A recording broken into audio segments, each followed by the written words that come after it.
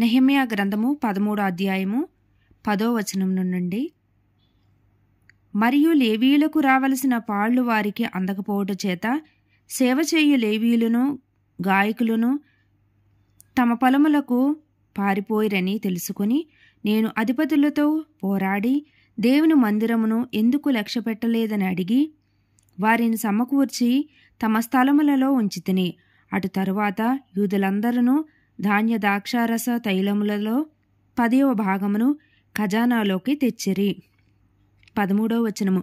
నమ్మకము గల మనుషులని పేరు పొందిన షెలెమియా అను యాజకుని, సాదోకు అను శాస్త్రిని, లేవీయులలో పెదాయా అను ఖజానా మీద నేను కాపరులుగా నియమించితిని. వారి చేతి క్రింద మత్తన్యా కుమారుడైన జక్కూరునకు పుట్టిన హనాను నియమింపబడెను.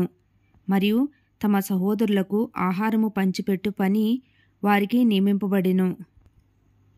14వ వచనం. నా దేవా, ఈ విషయములలో నన్ను జ్ఞాపకముంచుకొని నా దేవుని మందిరమునకు దాని ఆచారముల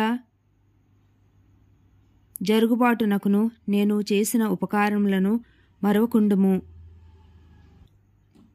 15వ వచనము. ఆ దినములలో యూదులలో కొందరు విశ్రాంతి దినమున ద్రాక్ష తొట్లను త్రొక్కుటయు, గింజలు తొట్లలో పోయుటయు, గాడిదల మీద బరువులు మోపుటయు, ద్రాక్షారసమును, ద్రాక్ష పండ్లను, అంజూరపు పండ్లను, నానా విధములైన బరువులను విశ్రాంతి దినమున యెరూషలేములోనికి తీసుకొని వచ్చుటయు చూచి ఈ ఆహార వస్తువులను ఆ దినమున అమ్మిన వారిని గద్దించితిని.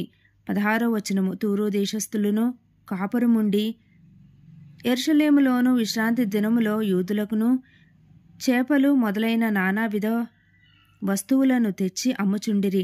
అంతటా యూదుల ప్రధానులను నేనెదురాడి విశ్రాంతి దినమును నిర్లక్ష్యపెట్టి మీరెందుకు ఈ దుష్కార్యమును చేయుదురు?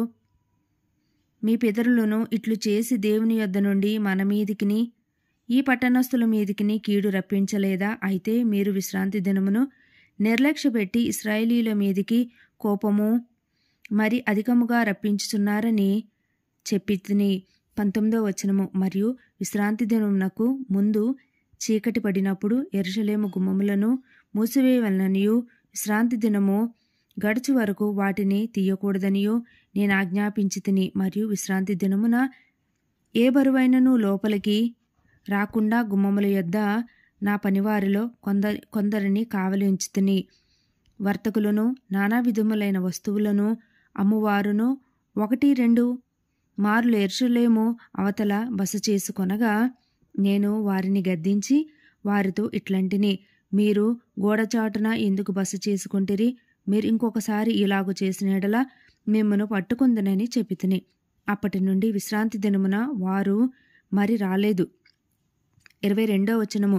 అప్పుడు తమ్మును తాము పవిత్రపరచుకొనవలననియు విశ్రాంతి దినమును ఆచరించుటకు వచ్చి గుమ్మములను కాచుకొనవలననియు లేవీయులకు నేను ఆజ్ఞాపించితిని. నా దేవా, ఇందును గూర్చియు నన్ను జ్ఞాపకుంచుకుమని నీ కృపాతిశయము చొప్పున నన్ను రక్షించుము. 23వ వచనము. ఆ దినములలో అష్దోదు, అమ్మోను, మోయాబు సంబంధులైన స్త్రీలను వివాహం చేసుకొనిన కొందరు యూదులు నాకు కనబడిరి. వారి కుమారులలో సగము మంది అష్దోదు భాష మాట్లాడువారు, వారు ఆయా భాషలు మాట్లాడువారు, కానీ యూదుల భాష వారిలో ఎవరికిని రాదు.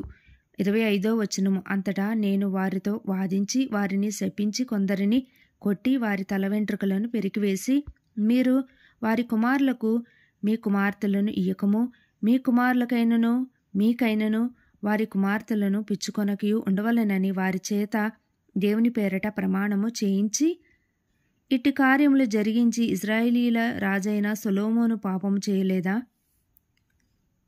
అనేక జనములలో అతని వంటి రాజు లేకపోయినను అతడు తన దేవుని చేత ప్రేరేపింపబడిన వాడై ఇశ్రాయేలీలందరి మీద రాజుగా నియమింపబడినను అన్య స్త్రీలు అతని చేత సహా పాపము చేయించలేదా? అన్య స్త్రీలు అతని చేత సహా పాపము చేయించలేదా?